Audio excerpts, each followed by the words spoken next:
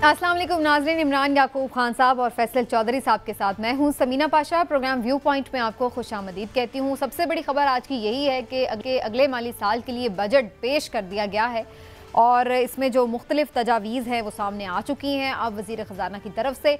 Overall ये 14,460 अरब रुपए का एक बड़ा बजट है जो पाकिस्तान की तारीख का सबसे बड़ा बजट है और इसमें तरक्याती मंसूबों के लिए 11 खरब 50 अरब रुपए की रकम मुख्तस की गई है। इसमें दो तीन चीज़ें ऐसी हैं जिसके ऊपर सब बात कर रहे हैं। जाहिर सी बात है सरकारी मुलाजमीन बहुत खुश होंगे या मुतमईन कम अज़ कम होंगे। थोड़ा रिलीफ उन्हें ज़रूर मिला है। 30 से 35% तक सरकारी मुलाजमीन की तनख्वाहों में इजाफा किया गया। इसी तरह से मजदूर की कम अज़ कम जो तनख्वाह है उसमें भी इजाफा कर दिया गया है। फिर कुछ हमने देखा है कि जो सब्सिडीज़ दी गई हैं, कुछ ना कुछ कोशिश की गई है कि कहीं पर ड्यूटी ख़त्म की जाए कुछ चीज़ों के ऊपर, कुछ सेक्टर के ऊपर। लेकिन इन तमाम चीज़ों के बाद हमने ये भी देखा है कि कुछ मज़ीद नए टैक्सेस आयद कर दिए गए हैं और उसके साथ साथ ये भी खबरें आ रही हैं कि मज़ीद भी कुछ टाइट किया जाएगा सिचुएशन को। हम आने वाले दिनों में देखेंगे क्योंकि अभी इसमें कुछ तरमीम भी हो सकती हैं। तो ये सब चीज़ें क्या अवाम के लिए खुशाइंद हैं या फिर ये एक ऐसा बजट है जिसको अवाम भी मुस्तरद करती है हमेशा की तरह, क्योंकि लोग सब ये कहते हैं जी अवाम दोस्त है, लेकिन अवाम ऐसा समझती नहीं है। महंगाई के तनाजुर में क्या ये रिलीफ जो हुकूमत ने अनाउंस किए हैं फ़िलहाल सिर्फ ये काफ़ी हैं या नाकाफ़ी हैं, इसके ऊपर भी बात करेंगे और देखेंगे कि जी क्या आने वाले दिनों में हुकूमत की प्लानिंग भी नज़र आ रही है मईशत को भी लेकर के और इससे जुड़ी सियासत को भी लेकर के। आप सबको खुशामदीद कहती हूँ। पहले मैं चलूँगी इमरान साहब की तरफ। इमरान साहब, ओवरऑल जो चीज़ें इसमें दी गई हैं हमेशा की तरह हमने देखा है कि सेहत और तालीम का बजट जो है वो कम ही है। बहुत से लोग इस बात को डिमांड कर रहे हैं। मैंने अभी मैं देख रही थी सोशल मीडिया पर भी जो रिएक्शन आ रहा है कि कम अज़ कम जो सेहत कार्ड का मामला था उसी को बहाल रखा जाए तो ये बहुत बड़ा रिलीफ होता आवाम के लिए। लेकिन BISP की तो रकम बढ़ाई गई है, लेकिन उसके अलावा जो सेहत का शोबा है या कुछ तालीम का शोबा है ये हमेशा की तरह कॉम्प्रोमाइज़ नज़र आया जिससे डायरेक्ट आवाम को रिलीफ मिलता। तो इस तनाजुर में आप क्या देखते हैं, आवाम फिर भी पिसेगी? बिस्मिल्लाहिर्रहमानिर्रहीम।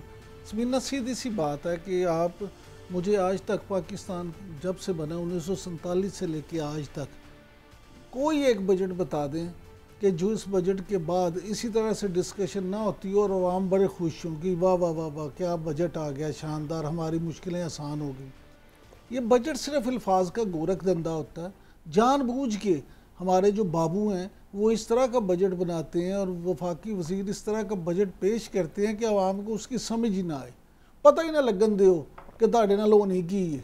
जब वक्त गुजरता है, टाइम गुजरने के साथ साथ आवाम को पता चलता है कि वो मारेंगे, ये भी टैक्स लग गया था, ये भी टैक्स लग गया था, ये चीज़ भी महंगी हो। हमेशा ऐसे होता है। अलबत्ता आज के बजट में जो अच्छी चीज़ है वो ये है कि जो सोलर पे इन्होंने कहा है कि सोलर यहाँ पे तैयार हो, पैनल्स भी और इन्वर्टर्स भी और सोलर की जो मशीनरी है वो सारे प्रोजेक्ट लगाने की, उस पे इन्होंने कस्टम ड्यूटी माफ़ कर दी है। तो इससे सिर्फ ये नहीं है कि बिजली पैदा होगी, बल्कि इससे ये मामला है कि ना सिर्फ सस्ती बिजली पैदा होगी बल्कि जो हम IPPs के चुंगल में फंसे हुए हैं उससे भी हमें निकलने में बड़ी आसानी होगी। तो ये मेरा ख्याल है देर आयद दुरुस्त आयद, ये एक अच्छा फैसला है। बाकी सच पूछे तो चीज़ें वक्त के साथ साथ पता चलेगा कि इन्होंने किया क्या है। अवाम हमेशा बेचारे पिसते हैं, हुकूमत ये करती है फैसला है कि जी हम अवाम दोस्त बजट पेश किया और 2 दिन के बाद जब फिर होता है पता चलता है ये भी टैक्स था, ये भी था और उसके बाद फिर वो उसी तरह से। लेकिन बाकी अगर आप ये कहें कि आज, तो मुझे कोई एक ऐसा आप मुआशी माहिर बता दें जिसने इस बजट को पूरा खंगाल के रखा। आज हम सारा दिन ट्रांसमिशन में थे, आपने सुना था हर सेक्टर की नुमाइंदगी थी और हर कोई इस पर हमें गैर मुतमईन नजर आ रहा था। और फिर चलिए इस पर हम आगे भी बात करते हैं। इस वक्त भी हमें ज्वाइन कर लिया है मईशत के सीनियर तज्जियाकार हैं आबिद सुलैरी, उनसे इस पर मजीद राय लेंगे हम। आबिद सुलैरी साहब, आपका भी शुक्रिया सर, आप हमारे साथ मौजूद हैं। थोड़ा सा मुझे अगर आप मौका दें, मैं ज़रा फैसल चौधरी साहब का एक शॉर्ट कमेंट ज़रूर लूँ, फिर मेरा ख्याल है हम तीनों मिलकर आपसे ढेर सारे सवाल करेंगे और कुछ समझने की कोशिश करेंगे कि आखिर इस बजट में क्या है। चौधरी साहब, एक लिहाज से ये बहुत ही मुनफरिद बजट था। वैसे इतना पुरसकून मैंने बजट तकरीर कभी नहीं सुनी, ना ऑपोजिशन शोर मचा रही हो, ना वो कोई बदतमीज़ी हो रही हो, ना बजट की कॉपियाँ फाड़ी जा रही हो। तो ये इस लिहाज से बड़ा एक अनयूजुअल बजट था। आपको क्या नज़र आ रहा है कि इसमें कुछ हुकूमत जो एक इससे आपको ये तासुर मिल रहा है कि ये एक इलेक्शन बजट है और वाकई अब सीरियस है हुकूमत अक्टूबर में इलेक्शन कराने के लिए? समीना देखिए, पहली बात तो ये है कि इस मुल्क में सिर्फ एक आवाज़ है, अपोजिशन की आवाज़ को मुकम्मल तौर पर दबा दिया गया है। हम चाहें भी तो वो नहीं दिखा सकते हैं। तो जब एक साइड की आवाज़ आएगी और दूसरी साइड उस पर नहीं आएगी, तो फिर तो लाजमी जो है वो हर चीज़ जो है हंकी डोरी लगेगी ना, कि हर चीज़ मामला दुरुस्त बैठ रहे हैं। बुनियादी रिफॉर्म्स की अदम मौजूदगी में कोई भी बजट पाकिस्तान में जो है उसको आप मुतमईन नहीं कर सकते। आज मैंने चैम्बर ऑफ कॉमर्स की जो प्रेस सुनी है, जो बयानात या दूसरे शोबों से अभी आपने भी जिक्र किया कि इससे कोई मुतमईन हो भी नहीं सकता है। पाकिस्तान को इस वक्त जिस तरह तजारती खसारे का सामना है, जिस तरह एक बहुत बड़ा गैप है, उसको पूरा करने के लिए जिस किस्म की बुनियादी रिफॉर्म्स की ज़रूरत है वो उस बजट में नहीं की गई हैं। इलेक्शन का बजट जो है उसमें तरक्याती कामों का बजट बहुत बढ़ा दिया गया है, तो लाजमी तौर पे इसको जो इलेक्शन की बजट आप कह सकते हैं कि उन्होंने इसका जो है बजट बढ़ाया है। सोलर की बात की है इमरान याकूब साहब ने। सोलर पैनल्स के जो पैदावार है, जो उससे बिजली पैदा होती है, उसके नरखों को नेपरा आधे से पहले ही आधे कर चुका है, मज़ीद आधा करने पर गौर कर रहा है और वो हो जाएगा। जहाँ तक 30 से 35% तनख्वाहें बढ़ाने का अंदिया दिया गया है, तो महंगाई की शरह जो है वो 40% से ऊपर है। तो जो अगर इजाफा हो भी जाता है तो इस इजाफे का कोई खातिर खा असर नहीं है। आम आदमी जो महंगाई की चक्की में पिसेगा और आम आदमी की जो मुश्किलात हैं वो कम नहीं होंगी। बाकी ये जो बिल्कुल सही कहा इमरान साहब ने कि ये एक अल्फाज का गोरख धंधा होता है। बाकी मेरे ख्याल में हम आबद सुलहरी साहब से ज़्यादा गाइडलाइन लेते हैं, क्योंकि आबद सुलहरी साहब जो इसके एक्सपर्ट हैं, लेकिन ओवरऑल कोई सेटिस्फैक्ट्री पिक्चर नहीं आई है। ठीक, आबिद सुलहरी साहब, आप समझते हैं कि गिवन सर्कमस्टांसेस में फिर भी ये कोई एक बेहतर बैलेंस्ड बजट है? इससे ज़्यादा हुकूमत और क्या कर सकती थी, जब हमारे पास ख़जाने में भी पैसे नहीं है, IMF भी हमें नहीं उस तरह से कुछ पैसे देने के मूड में नज़र आ रहा, और अब तो दोस्त ममालिक भी थक गए हैं पैसे दे दे के। तो फिर भी हुकूमत ने अपने तौर पर कोशिश की है कि फिर भी एक बेहतर मुतवाज़न बजट पेश करें। आपका क्या रिव्यू है इस पर? मेरा ख्याल है पहले मैं जरा इस बजट के स्ट्रेंथ्स और जो स्ट्रांग पॉइंट्स हैं उन पे बात करता हूँ, फिर थोड़ा सा इसको आगे लेके चलता हूँ। जो 3-4 सेक्टर्स आइडेंटिफाई किए वो बिलाशुबा तवज्जो के मुस्तहिक थे। एग्रीकल्चर जो है, अगर पाकिस्तान में श्रीलंका जैसे हालात पैदा नहीं हुए तो मेरा ख्याल है उसमें बहुत बड़ा हिस्सा जो है वो हमारी ज़राअत का है, वो हमारे रूरल एरियाज़ का है, जहाँ से कि हमें खाने पीने की चीज़ें भले महंगी मिल रही हैं लेकिन मिल जाती हैं। श्रीलंका चूँकि एक नेट फूड इंपोर्टिंग कंट्री था, जब उसके हालात हमारी तरह मैक्रो इकोनॉमिक इंडिकेटर आए थे तो उनको पास डॉलर, उनको प्रायोरिटाइज करना पड़ता था कि वो चावल मंगवाएं या वो सब्ज़ी मंगवाएं या वो पेट्रोल मंगवाएं या दवाइयाँ मंगवाएं, और वहाँ पे बलवा शुरू हो गया था। तो एक तो एग्रीकल्चर पे अगले साल भी फोकस करने की ज़रूरत है, और that is step in the right direction. दूसरा, जो इंडस्ट्री को हमने देखा, जो एलसीज को रोक दिया गया, डॉलर जो थे वो शॉर्टेज की वजह से, तो उसकी वजह से पूरी इंडस्ट्री बैठ गई। तो ये जो रेगुलेटरी ड्यूटी जो है रॉ मटेरियल पे ख़त्म की जा रही है बहुत से सनतों पे, again it is a step in the right direction, इसी तरह करना चाहिए था। तीसरा जो आईटी है, आईटी भी अगेन फोर्थ इंडस्ट्रियल रेवोल्यूशन, हमारे यंगस्टर्स जो हैं अपने लैपटॉप पे दे कैन डू वंडर, अगर वो बैठे सॉफ्टवेयर बना रहे हैं इस वक्त, आर्टिफिशियल इंटेलिजेंस में लार्ज लैंग्वेज मॉड्यूल पे काम कर रहे हैं। तो ये सेक्टर्स जो थे इनकी प्रायोरिटी बड़ी अच्छी है, लेकिन और इसी तरह से कुछ और ऑप्टिक्स है जिनका कि शायद कॉस्ट भी बहुत ज़्यादा नहीं है, जैसे, लेकिन वो अच्छे मंसूबे हैं। जैसे जर्नलिस्ट जो हैं उनके लिए हेल्थ इंश्योरेंस का ऐलान कर दिया गया, बेवाएँ जो है उनके लिए अगर हाउस डेवलपमेंट फाइनेंस कॉर्पोरेशन के उनके कोई डिफ़ॉल्ट होने जा रहा है तो वो हुकूमत पे कर रही होगी, या सोलर पैनल्स पे जैसा कि आपने फरमाया। लेकिन इसके साथ साथ इसमें कुछ ऐसी चीज़ें हैं जो कि फंडामेंटली रॉन्ग है, और पंजाबी में कहते हैं कि जी दिल तो मेरा भी करता है मदीना जावा, पैसा कोल नहीं पैसा कितों लियावा। तो असल चीज़ जो है कि सारे जो इश्यूज हैं उनके लिए पैसा कहाँ से आएगा? बड़े अच्छे ये मनसूबे हैं, लेकिन आपके पास, वफाक के पास जितनी टोटल इनकम होगी सूबों को उनका हिस्सा देने के बाद, वो तो इतनी भी नहीं है कि आप उससे सूद ही पे कर सके। तो कर्जे और सूद पे करने के लिए भी नए कर्जे चाहिए होंगे, तकरीबन 300 अरब रुपए के। उसके बाद फिर दफाई बजट है, उस पर कॉम्प्रोमाइज़ नहीं किया जा सकता, वो भी 1800 अरब रुपए के करीब है, उसके लिए भी कर्जा लेना होगा।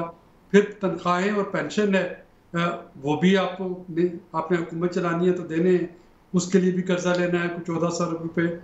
उसके बाद एक लंबा चौड़ा डेवलपमेंट का बजट अनाउंस कर दिया गया, तकरीबन 2400 रुपये उसमें टोटल बनते हैं।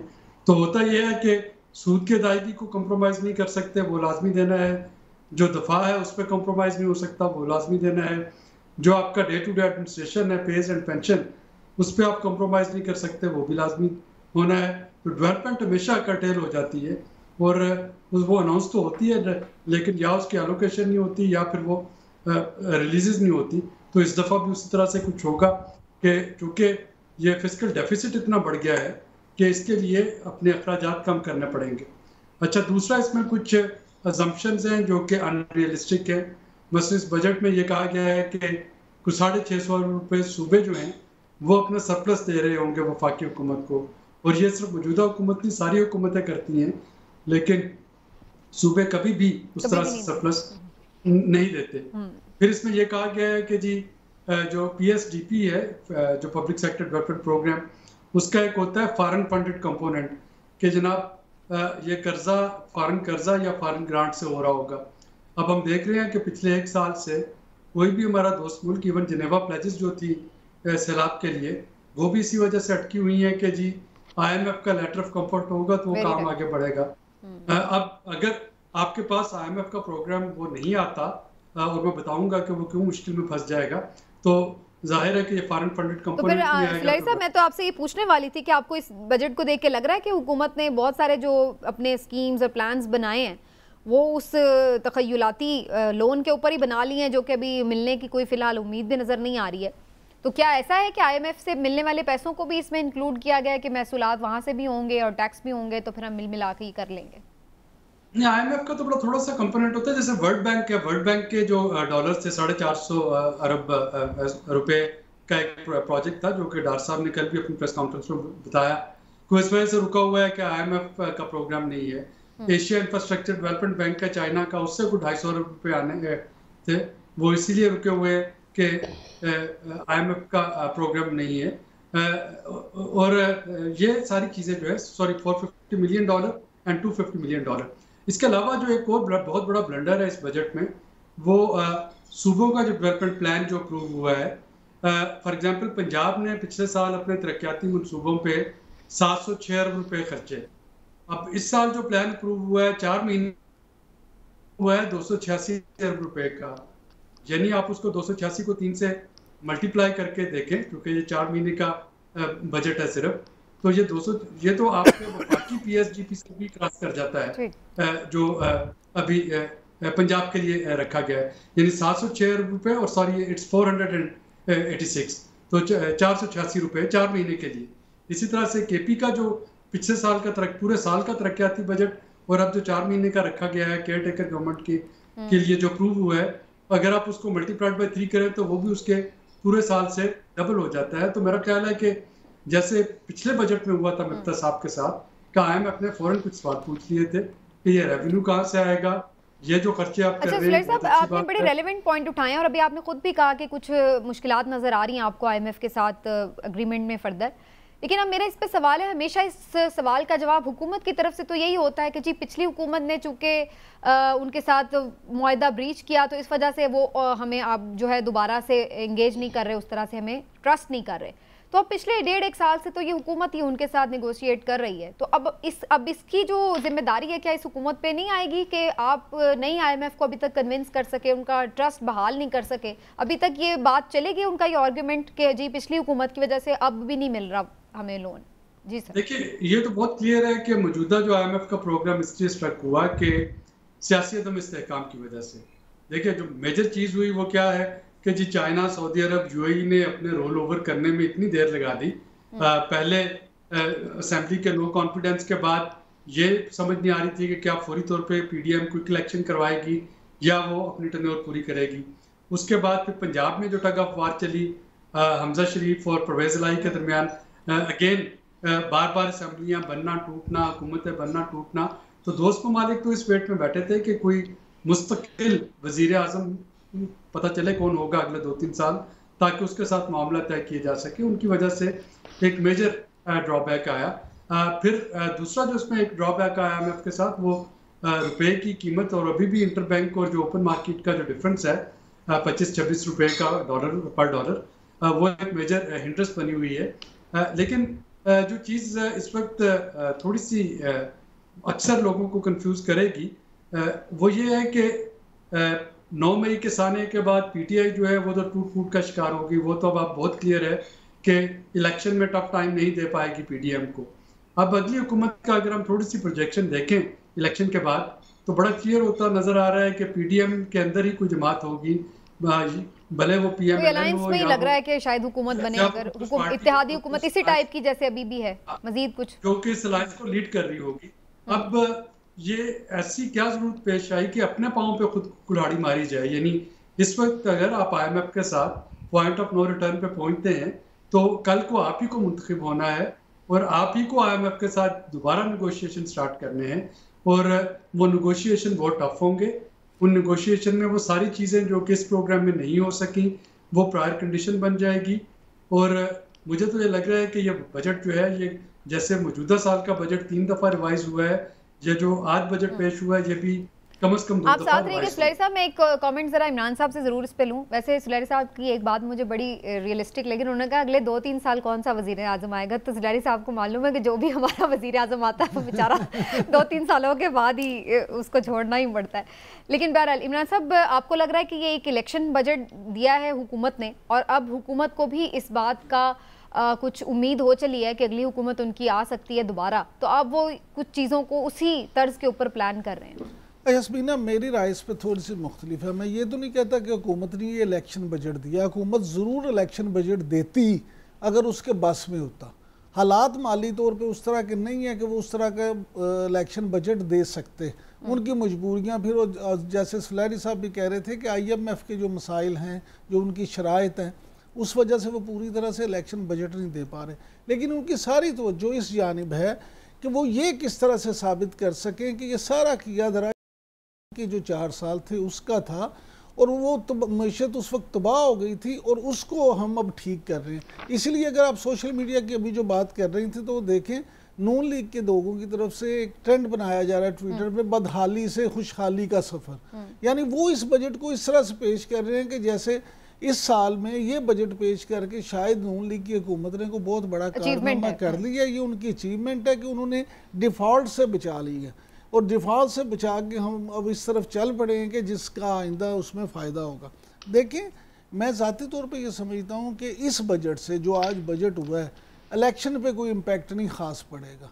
ये बजट पेश करके हुकूमत को वोट ज़्यादा नहीं ले सकती। अलबत्ता आबिद सुलैरी साहब ने जो ये बात की कि सानहा 9 मई के बाद जो हालात हुए और PTI की जो पोजीशन, और फिर जिस तरह से हम जो अपने अगले सेगमेंट पे डिस्कस करेंगे कि जो नई पार्टियां बन रही हैं, नई सफबंदियां हो रही हैं, उसमें अब ये ज़रूर है कि जो बांत के जो हैं वो बोलियां बोली जाएंगी, और फिर भी लगता है ऐसे ही है कि जैसे एक जो है इसी तरह की हुकूमत बनेगी। मैं चौधरी साहब का भी कमेंट लूंगी, लेकिन मैं एक दफ़ा इस बात पे ज़रूर सुलैरी साहब का कमेंट लेना चाह रही हूँ। जैसे अभी आपने भी मेंशन किया इमरान साहब, और हम आज ट्रांसमिशन में भी इस बात को डिस्कस कर रहे थे कि सुलैरी साहब, ऐसे लगता है कि ये हुकूमत अपनी वाहिद अचीवमेंट के तौर पर ये ज़रूर बता सकती है कि जी हमने मुल्क को देखें डिफ़ॉल्ट से बचा लिया है।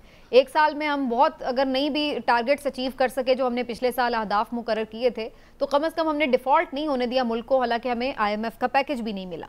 आप समझते हैं कि वाकई इतनी सिवियर सिचुएशन थी अप्रैल 2022 में कि हम बिल्कुल डिफ़ॉल्ट होने वाले थे, और पूरा साल हुकूमत ने इसको डिफ़ॉल्ट से बचाकर वाकई कोई हैरत अंगेज कारनामा अंजाम दे दिया? मेरा ख्याल अप्रैल 2022 का जो कुछ था वो तो पिछले साल जून का जो बजट था उसके बाद उसको भूल जाना चाहिए हमें, क्योंकि अप्रैल 2022 के जो हालात थे वो तो पिछले साल का जो बजट था, ऑब्वियसली उसी को प्रीएम्प्ट करते हुए वो पिछला बजट मिफ्ता इस्माइल साहब ने दिया। डिफ़ॉल्ट जो है, मिडार साहब की इस बात से मुत्तफिक हूँ कि सॉवरन डिफ़ॉल्ट जो है पाकिस्तान नहीं करेगा। खुशकिस्मती से पाकिस्तान के जो कमर्शियल कर्जे हैं वो हैं सिर्फ 10 से 15%। बाकी जो कर्जे हैं वो चाइना के हैं, बाकी कर्जे सऊदी अरब के हैं, UAE के हैं, या मल्टीलैटरल के हैं जैसे IMF और वर्ल्ड बैंक वगैरह, जो कि तवील मुद्दत के होते हैं। तो पाकिस्तान को ये उम्मीद तो है कि चाइना, सऊदी अरब, UAE जो है ये रोल ओवर देते रहेंगे, और जब अगले साल अप्रैल 2024 में बॉन्ड्स की पेमेंट होगी तो पाकिस्तान कर देगा। लेकिन जो इशू हो रहा है वो ये नहीं कि ये डिफॉल्ट हो सकता था, नहीं, इशू ये हो रहा है कि आपके रुपए की जो कीमत कदर है वो ख़त्म होती जा रही है। यानी खुदा का शुक्र है कि मुल्क डिफॉल्ट नहीं कर रहा, लेकिन लोग जो हैं वो डिफॉल्ट के दाने पे पहुंचना शुरू हो गए हैं, क्योंकि जो इंडिविजुअल हैं, जब आपकी परचेजिंग पावर ही ख़त्म होती जा रही है। इस वक्त अगर मैं देखता हूँ तो बांग्लादेशी टका जो है वो 102 टके का डॉलर है, इंडियन रुपया जो है वो 82 इंडियन रुपये का डॉलर है, मेरा जो रुपया है वो 305 310 रुपये में मुझे ओपन मार्केट मिल रहा है। तो एक बांग्लादेश का शहरी मुझसे 3 गुना ज़्यादा उसकी परचेजिंग पावर है, एक इंडिया का शहरी उसकी 4 गुना ज़्यादा मुझसे परचेजिंग पावर है।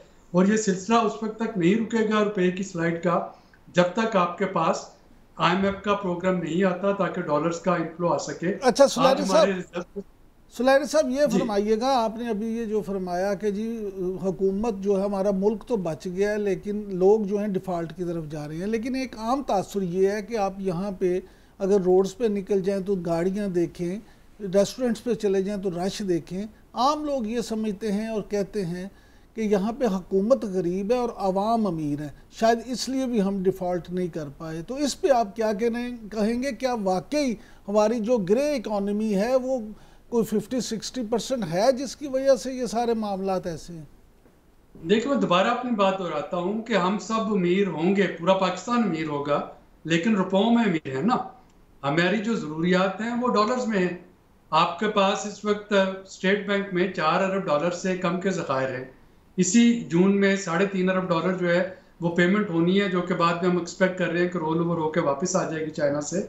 लेकिन अब उन 4 अरब डॉलर को, यानी अगर अगले 2-4 महीने में आपके पास इनफ्लो नहीं आता तो अभी हमें एनर्जी भी इंपोर्ट करनी है, अभी हमें रॉ मटेरियल भी इंपोर्ट करना है, अभी हमें जो है ये खुर्दनी तेल वो भी इंपोर्ट करना है। हमारी जो इसेंशियल इंपोर्ट्स हैं वो तो डॉलर्स में है ना। तो हमारे पास रुपए जो है, रुपए तो हैं, लेकिन अगर आप उस रुपए के बराबर कुछ खरीद नहीं पाएंगे, करेंसी जो है वो आप बेशक बोरी भर के ले जाए। सुरेश साहब, करेंसी डीलर्स जो हैं, बड़े बड़े करेंसी डीलर्स, मनी चेंजर्स, वो उनका ये कहना है कि अगर हुकूमत कोई इस तरह की पॉलिसी अनाउंस कर दे जिसमें सिक्योरिटी हो तो पाकिस्तान के लोगों के पास घरों में 25 से 30 अरब डॉलर मौजूद हैं, वो बैंकों में इसलिए जमा नहीं कराते कि उनका हुकूमत पे एतबार नहीं है।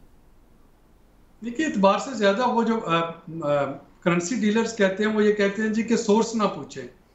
अब अगर आप सोर्स नहीं पूछते तो इसका मतलब है कि आप एमनेस्टी दे रहे हैं। अगर आप एमनेस्टी दे रहे हैं या आप सोर्स नहीं पूछते, एमनेस्टी आपको IMF नहीं देने देता, चले IMF आपको थोड़ी देर के लिए आंखें बंद कर भी ले इस पे, तो फाटक पूरी तौर पे पकड़ लेगा कि ये तो लोगों का, यानी मैं ये भी समझता हूँ कि बहुत से लोगों ने अपना वाइट मनी जो है, टैक्स पेड मनी, उसको उन्होंने डॉलर्स में कन्वर्ट करा के लॉकर्स में या घरों में रख लिया है, इसी डर से कि डेप्रिशिएट हो रहा है। लेकिन अगर वो उसको बैंक में लेके जाएंगे और सोर्स उनसे ना पूछा जाए तो फाटक पकड़ लेगा, ग्रे लिस्ट की तरफ खुदा खास्ता जाने का खदशा है। तो पाकिस्तान के पास ऑप्शन जो है वो महदूद होती जा रही है। एक ही ऑप्शन है कि आपको IMF की तरफ जाना है और IMF को नाराज नहीं करना। अगर आप, और उसमें जो ये सारे बजट के अलावा जो एक दूसरी चीज़ है, महंगाई की आपने बात की। अब जो महंगाई के जो फैक्टर्स हैं वो तो बजट में आते ही नहीं है। महंगाई होती है बिजली की, महंगाई होती है गैस की, पेट्रोल की, डीजल की। पेट्रोल डीजल की कीमत हर 15 दिन के बाद ओगरा बताता है। गैस का ओगरा ने पहले से बता दिया कि 50% उसका टैरिफ बढ़ रहा होगा। बिजली जो है वो नेपरा उसका रेट मुतय्यन कर रहा होता है। तो वो जो महंगाई एक आम शहरी को मुतासर करती है वो अब फेडरल बजट का हिस्सा नहीं है। लिहाजा महंगाई, अगर हम समझते हैं कि इन सारे इकदाम के बाद महंगाई कंट्रोल हो जाएगी, तो महंगाई तो कंट्रोल होने का भी नाम नहीं लेगी। सही। अच्छा चौधरी साहब, एक बड़ा सब लोग डिस्कस करते थे, हम लोग भी यहाँ डिस्कस करते थे प्रोग्राम में कि जी पॉलिटिकल स्टेबिलिटी होगी तो फिर ही इकोनॉमिक स्टेबिलिटी की तरफ जाएगा। अब लग रहा है कि जो मामला है वो इलेक्शन की तरफ, और फिर अगली जो हुकूमत आएगी वो ही आगे मुंतखब होकर मामलात चलाएगी। तो आपको लगता है कि इस साल इसकी तरफ एक डायरेक्शन शुरू हो जाएगी? आज वज़ीर ख़जाना ने कहा है कि मैं 12 अगस्त 2023 तक वज़ीर ख़जाना हूँ और अक्टूबर में हम इलेक्शन में जा रहे हैं। 54 अरब रुपए मुख्तस भी किए हैं इलेक्शन के लिए। तो इससे तो ये नजर आ रहा है कि अब हुकूमत संजीदा हो रही है इलेक्शन में जाने के लिए। नहीं समीना, इलेक्शंस अभी नज़र नहीं आ रहे मुझे तो। अच्छा। और इलेक्शंस जो हैं वो अभी, ये जो हुक्मरान इत्तेहाद है उनमें मुख्तलिफ राय पाई जा रही हैं। आपने देखा है कि ये इतला है कि पाकिस्तान पीपल्स पार्टी वक्त पर इलेक्शन चाहती है, लेकिन जो दो शामिल बड़ी जमातें हैं इत्तेहाद में, नवाज़ लीग और फजल रहमान साहब, वो नहीं चाहते हैं, वो असम्बली की मुद्दत को बढ़ाना चाहते हैं। अब ये मामला जो है अगस्त में जाके क्लियर होगा। अभी तक जो ये कहा तो जा रहा है कि कासिम के अब्बू जो हैं उनकी पार्टी तितर बितर हो गई है, लेकिन मसला ये है कि अभी तक कासिम के अब्बू जो हैं वो बिलावल के अब्बू और हमज़ा के अब्बू और अली के अब्बू और हसन हुसैन नवाज़ के अब्बू से सियासी तौर पे वो बड़े हैं। जब तक वो उनको कट टू साइज़ नहीं किया जाता, आप जितनी मर्ज़ी जो है वो पार्टियां बना लें, वो पार्टियों उसका जो वोट बैंक है वो नहीं है। अभी ये पार्टियां नई नई लॉन्च हुई हैं, इनको अपने कदम गाड़ने के लिए भी टाइम चाहिए। बिल्कुल ठीक। अभी इन जो है इनकी जो खदो-खाल तो मैं अभी आगे डिटेल में डिस्कस भी करती हूँ, लेकिन इसका मतलब तो फिर ये हुआ चौधरी साहब कि ये इंस्टेबिलिटी फिर अभी इस साल तो हमें चलती हुई नजर आ रही है। फिर जितना मर्जी हम बजट दे लें, जो मर्जी हम प्लान्स बना, मुझे ये इंस्टेबिलिटी अगले 2 सालों तक, मुझे 2 सालों तक ये इंस्टेबिलिटी खत्म होती हुई नजर नहीं आती। बिल्कुल ठीक है। सुलैरी साहब, अब फाइनली आपने बड़ा अच्छा ज़बरदस्त तरीके से हमें समझाया भी है और बहुत अच्छे से आपने इसको सारा रिव्यू भी दिया है। अब मुझे सिर्फ ये बताइए कि इस बजट के बाद आपको नज़र क्या आ रहा है? क्या इसमें मज़ीद आपको लगता है कि कुछ चेंजिंग्स आने वाले दिनों में हमें नज़र आएंगी? IMF भी कुछ शराइत रख सकता है मज़ीद, या फर्दर कोई नए टैक्सेस आयद होते आपको नज़र आएंगे, बाद में कोई मिनी बजट्स आएंगे, इसको इम्प्लीमेंट किया जा सकेगा एज इट इज़? सर इसको IMF जो है वो यकीनन इस सारे डॉक्यूमेंट्स को पढ़ रहा होगा, वो इस पर अपनी क्वेरीज रेज करेगा, वो ये जानना चाहेगा कि ये तरक्याती मंसूबे जो हैं इसके लिए पैसे कहाँ से आने हैं, ये एक्सपेंडिचर जो हैं ये हमने क्यों इनको कंट्रोल नहीं किया, एग्जम्पशन जो हम देना चाह रहे हैं मुख्तलिफ चीज़ों पे, वो एग्जम्पशन पे भी इतराज़ करेगा। क्योंकि आपको याद होगा शौकत तरीन साहब के मिनी बजट में बहुत सी एग्जम्पशन जो थी सेल्स टैक्स की वो सब वापस ले ली गई थी, चूँकि IMF ने कहा था जी किसी चीज़ पे एग्जम्पशन नहीं देनी, तो ये भी चलेगा। और जो फाइनल बजट असेंबली से पेश होगा, गो कि इस वक्त अपोजिशन नहीं असेंबली में उतनी एक्टिव, लेकिन जैसे मिफ्ता साहब का बजट जो फाइनल असेंबली में पेश हुआ था उसके नंबर चेंज हो गए थे, तो पहला तो आपको यहाँ पे करेक्शन होती नज़र आएगी असेंबली में जो फाइनल नंबर्स आते हैं। दूसरी जो करेक्शन होगी वो इलेक्शन के बाद होती हुई नज़र आएगी कि इलेक्शन के बाद एक दफ़ा फिर से, अगर अभी जो चौधरी साहब फरमा रहे हैं कि अगर इलेक्शन एक सिनेरियो हम अज्यूम कर लें कि नहीं होते, मेरा ख्याल हो रहे होंगे, लेकिन अगर अज्यूम कर लें कि वो नहीं होते तो देखिए उसका नतीजा ये निकलेगा कि IMF के साथ नेगोशिएट करने के लिए बहुत टफ टाइम जो है वो हुकूमत को मिलेगा और हुकूमत ये अफोर्ड नहीं कर पाएगी।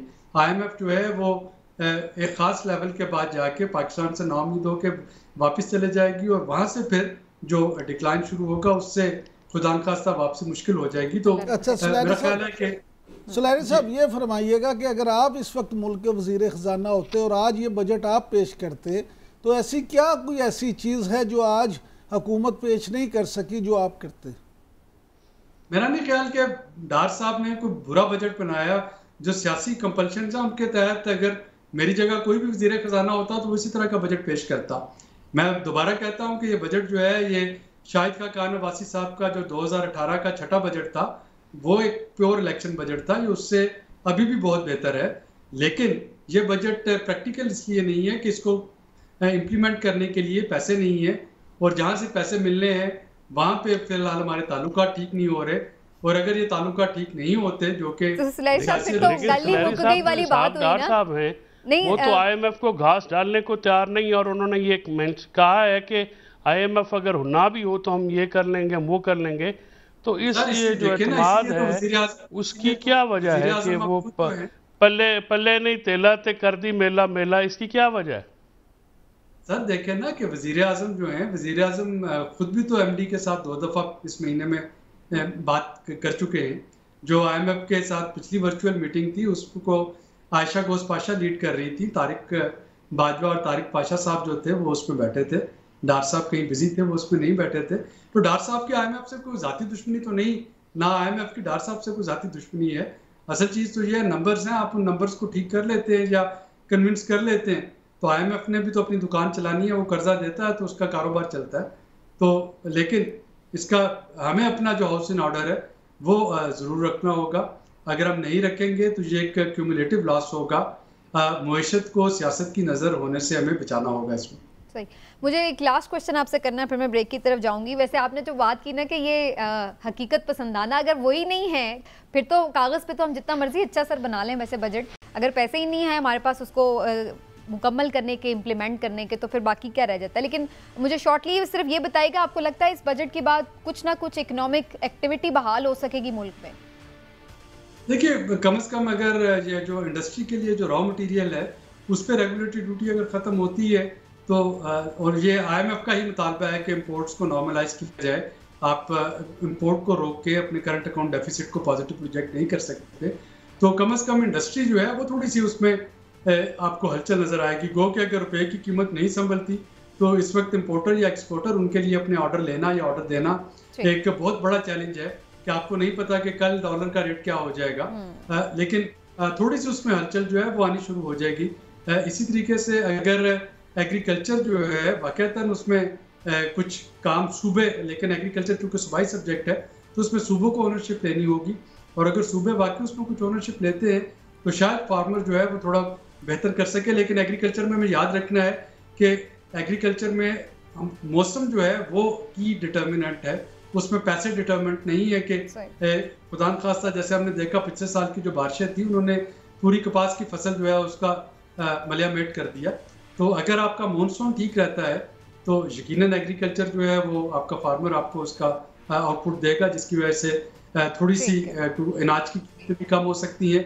इसी तरह से अगर आपकी रशिया से जो इम्पोर्ट हो रही है क्रूड ऑयल की, अगर वो कामयाब हो जाती है, क्योंकि उसको रिफाइन करना, टेक्निकल उसकी स्पेसिफिकेशन देखना पाकिस्तान पहली दफ़ा कर रहा होगा, अगर वो हो जाता है तो वो भी एक गेम चेंजर बनेगा, क्योंकि उसका रशियन ऑयल का और इंटरनेशनल मार्केट का को 20 से 25 डॉलर पर बैरल का फ़र्क है।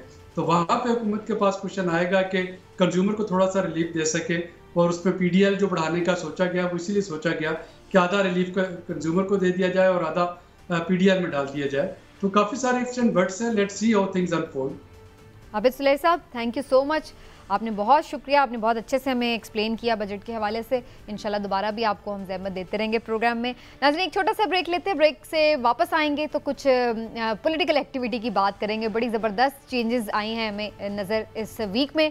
नई पार्टी बना ली है जी जहांगीर खान तरीन साहब ने, इसका क्या फ्यूचर है, कौन कौन इसमें जा रहा है, कितना ये डेंट डालेगी और किस पार्टी को डालेगी, इस पर बड़ी दिलचस्प डिस्कशन होगी। एक ब्रेक के बाद हमारे साथ रहिएगा।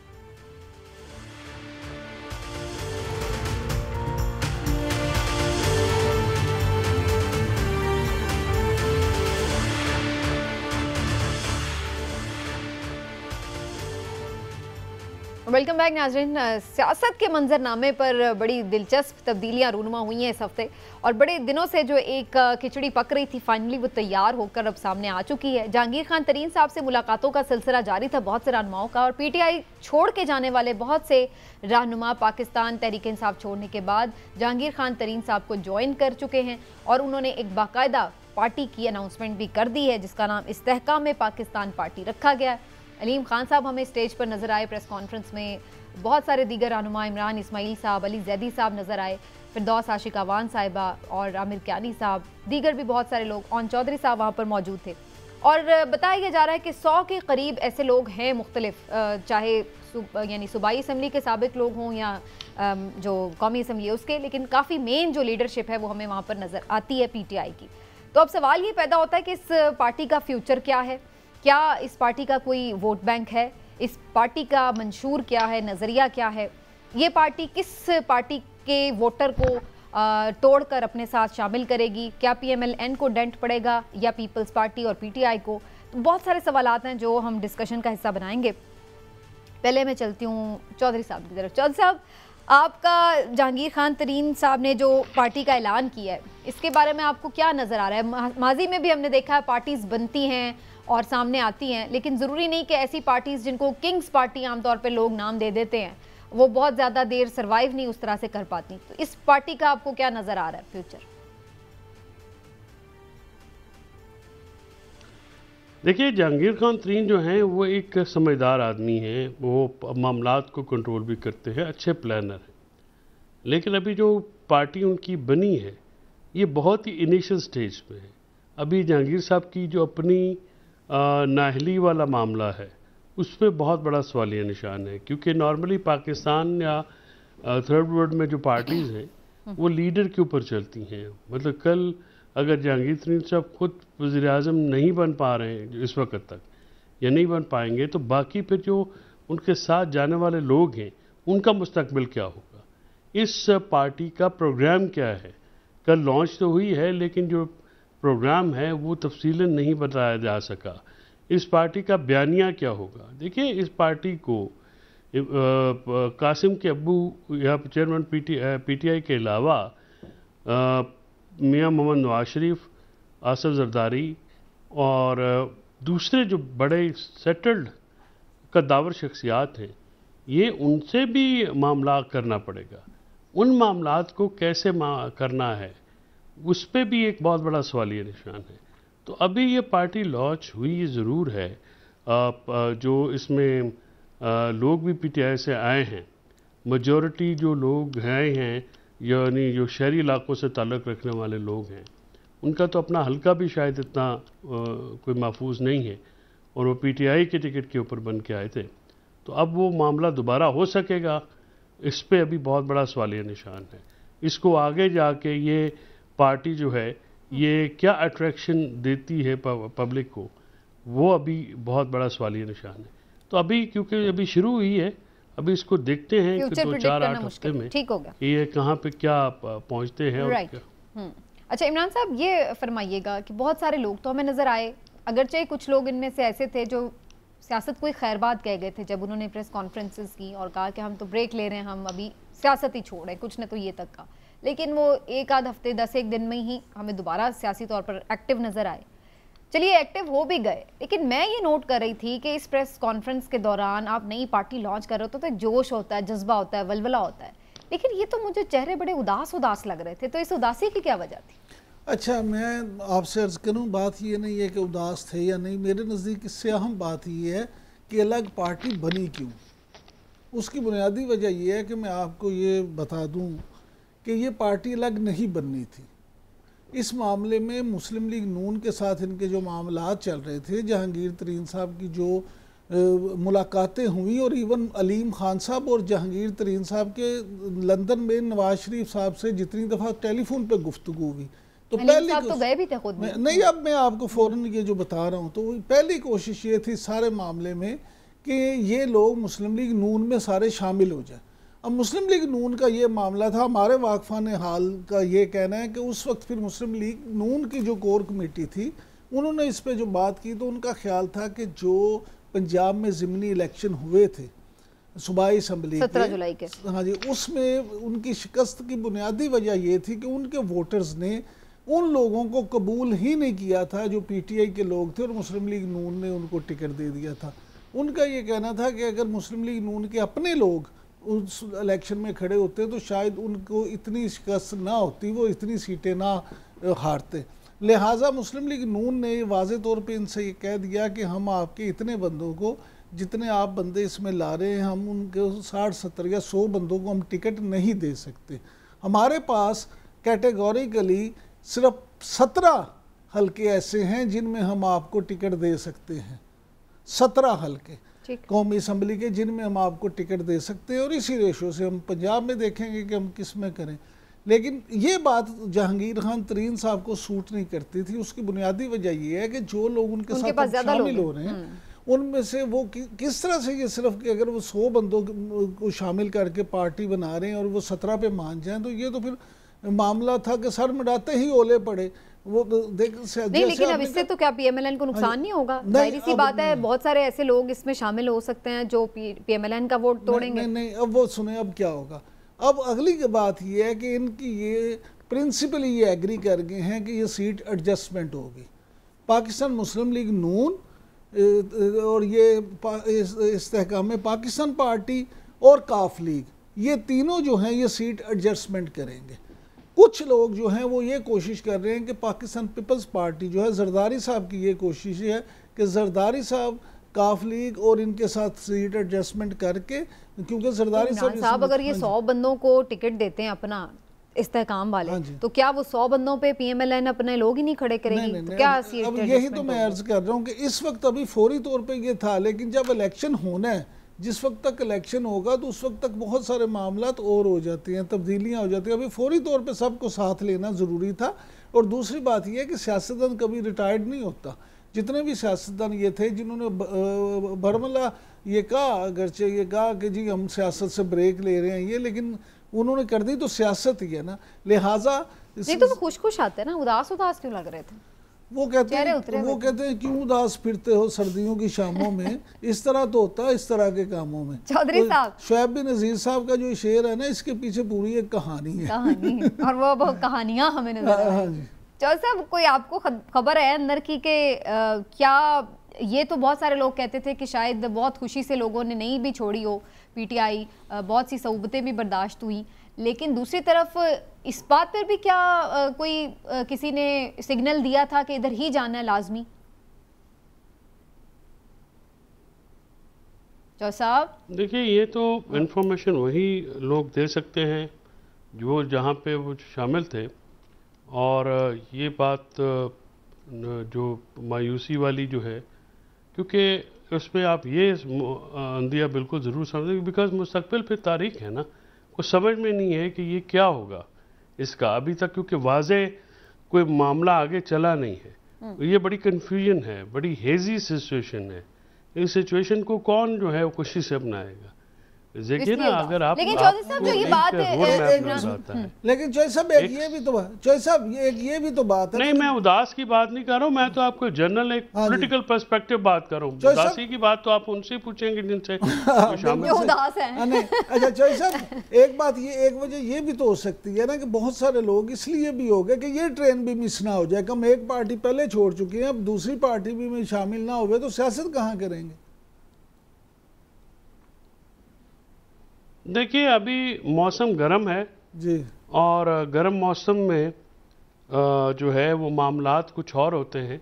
अभी मौसम या माहौल थोड़ा ठंडा होगा तो फिर आएंगी, धुंध छटेगी। इस मौके पे खरीदने से भी, बिल्कुल इस मामले पे खरीदने से भी आपको कुछ हासिल नहीं होगा, थोड़ा वक्त देना पड़ेगा। अच्छा चौधरी साहब, मुझे ये बताएं, जो इमरान साहब अभी बात कर रहे थे PMLN वाली, अब एक तरफ तो हमें ये नज़र आता है कि बहुत सारे ऐसे लोग हैं इस जहांगीर खान तरीन साहब की पार्टी में कि जो PMLN के बहुत मुखालिफ रहे हैं और शायद वो इतने इंटरेस्टेड भी ना हो PMLN ज्वाइन करने में, और दूसरी तरफ PMLN की तरफ से भी बड़े गुडी आए हैं कमेंट्स के जी अच्छी बात है, वेलकम, उनसे हमारे अच्छे ताल्लुकात हैं जहांगीर खान तरीन से, और आगे भी हम देखेंगे कि कुछ करें इंतखाबी इत्तेहाद के हवाले से। तो आपको लग रहा है कि ये सीट एडजस्टमेंट की तरफ मामला जाएगा तो फिर तो सारे मिलकर ही लड़ लें, फिर तो एक ही तरह की बात हो गई? कितनी सीट एडजस्टमेंट्स होंगी ये भी तो देखने वाली बात है। अब इमरान साहब ने कहा है कि 17 वो सीटें जिन पे उनके सर्वे होंगे या अपनी उनकी एक इन्फॉर्मेशन होगी कि वो सीटें नहीं जीत सकते, तो उस पर वो तो शायद कर लें, लेकिन जो आदमी जो है वो नई पार्टी ज्वाइन करे, उसको आगे टिकट भी ना मिले और वो इलेक्शन ना लड़ सके, तो फिर पार्टी क्यों ज्वाइन करेंगे? पार्टी तो देखे सियासतदान कोई भी होगा तो वो तो वही पार्टी ज्वाइन करेगा जिसमें उसको मौका मिलेगा, कम से कम इलेक्शन कंटेस्ट करने का मौका मिलेगा। और फिर जो भी जमात आप ज्वाइन करते हैं उसका वोट बैंक भी तो होना चाहिए। अगर वोट बैंक भी नहीं है, मतलब अगर अपना काफ लीग और जहांगीर तरीन साहब की पार्टी मिल भी जाए तो ऑन ग्राउंड तो उनके पास वोट अभी नहीं है, उनके नाम पे तो वोट नहीं पड़ना ना पड़ता है। तो अभी इस बात से ये जो सीट एडजस्टमेंट की बात है इसको भी अभी वाजे होना है। इसीलिए मैंने कहा ना कि अभी आपको 8 हफ्ते 6 हफ्ते देने पड़ेंगे इस पार्टी को ताकि मामलात खुलें। अभी नवाज शरीफ जो हैं वो क्या सोचते हैं इस पार्टी को, उन्होंने एक ये भी तो बात है कि जो नेशनल पार्टी हैं, जो पुरानी पार्टी हैं, पीपल्स पार्टी और मुस्लिम लीग नून, वो अगर इतने बड़ी तादाद में लोगों को सेटल करेंगे तो उनकी तो अपनी पार्टी जो है वो रह जाएगी। और वो ये प्रेशर ग्रुप है जो कि उनके खिलाफ इस्तेमाल होना है कल, जो हो सकता है। तो ये सारे मामला जो हैं अभी पॉलिटिकली जो गेम है वो बड़ा ओपन है, अभी कोई चीज़ हतमी नहीं है, अभी कोई भी चीज़ जो है वो मामला जब थोड़ा तक वक्त लेंगे और फिर मजीद खुलेंगे, खदोखाल उसके सामने नहीं आएंगे। राइट। लेकिन इमरान साहब जो अभी जाहिर है कि बात की चौधरी जो पॉलिटिकल जो गांठें हैं वो खुलेंगी तो मामला सामने आएंगे ना। चौधरी साहब ने बड़ी इंपॉर्टेंट एक बात की कि जी आपको ये देखना होगा कि खुद जो, क्योंकि हमारे यहाँ रिवायत है ना इस तरह की सियासत की कि शख्सियत हमें नज़र आती है एक मजबूत और उसके इर्द गिर्द फिर सब लोग नज़र आते हैं। यहाँ पर आपको लग रहा है कि जितने लोग ये शामिल हुए हैं, चलें लीडर तो ये आ गए, लेकिन पार्टियां तो कारकुनान से चलती हैं, वर्कर से चलती हैं, वोटर से चलती हैं। तो लीडर तो चले गए, क्या वोटर भी गया, क्या पार्टी कारकुन भी गया? समीना देखें, ये बड़ा एक $1 मिलियन क्वेश्चन है। बात ये है कि क्या वोटर गया या उनका सपोर्टर गया, कारकुन गया। तो मैं आपसे ये अर्ज़ करूँगा कि मेरे ज़ाती ख्याल में अभी मैक्सिमम 15 से 20% जो है कारकुन वो तो गया है, बाकी अभी इंटैक्ट है। यानी कि आप ये नहीं कह सकते कि सारा कारकुन जो है वो इनके साथ आ गया। जो लोग इसमें शामिल आए हैं 15 से 20% वोटर जो है, देखिए ये इलेक्टेबल्स जो होते हैं उनका अपना भी इतना असर रसूख होता है कि वो 15 से 20% जो कारकुन होते हैं वो उनकी वजह से होते हैं या उनके साथ अटैच होते हैं या उनका असर रसूख होता है, वो उनको ले आते हैं। अगर आप ये कहें कि इनके हलकों से 100% कारकुन पिछली जमात में जिसमें ये थे उनका इधर आ गया, तो ये और 17 जुलाई में हमने इसका एक अलग जाविया भी देखा। बिल्कुल मैं आपसे यही कह रहा हूँ, तो वो बिल्कुल गलत है। अलबत्ता एक चीज़ जो अभी हमने डिस्कस नहीं की वो है परवेज़ खटक साहब का किरदार। अब ये भी खबर है कि KP से परवेज़ खटक साहब अपने पूरे ग्रुप के साथ वो भी इस्तेहकाम पाकिस्तान पार्टी में नहीं, इस्तेहकाम पाकिस्तान पार्टी में शामिल हो रहे हैं। और जहांगीर तरीन साहब ने उनको जनरल सेक्रेटरी जो है पार्टी का उसका ओहदा जो है वो भी ऑफ़र किया। अब और उनके अलीम खान साहब का भी उनके साथ रब्ता है। अब अगर वो भी वहाँ पे शामिल हो जाते हैं तो परवेज़ खटक साहब को बहरहाल KP की सियासत में जो है ना काफ़ी असर-ओ-सुख भी है और उनको समझ बूझ भी। ठीक है, चलिए इसको हम फर्दर भी डिस्कस करेंगे, वक्त खत्म हो गया। लेकिन वो प्रॉब्लम उनके साथ भी है कि क्या वोट बैंक परवेज़ खटक आएगा या नहीं। लें जी, ये $1 क्वेश्चन है और इसका शायद जवाब वक्त ही दे सकता है। आज के प्रोग्राम से इतने ही नाज़रीन, फिर आपसे मुलाकात होगी। अपना ख्याल रखिए, अल्लाह हाफ़िज़।